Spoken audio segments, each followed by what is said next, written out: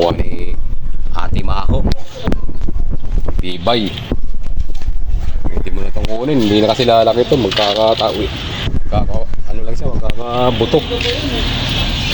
Pwede nang harvestin to. Sabihin mo lang kung kukunin na natin. Bilangin natin ha. Sa likod, isa. Dalawa.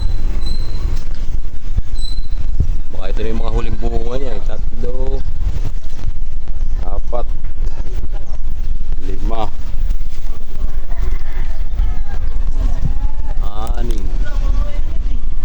7. Hindi na lalaki ito eh. 8, 9.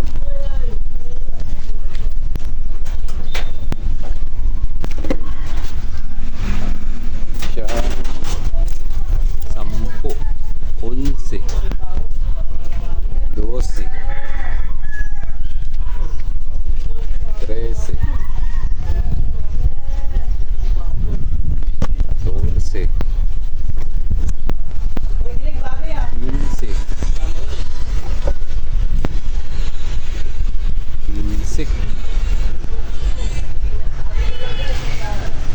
15 piraso, kaso maliliit.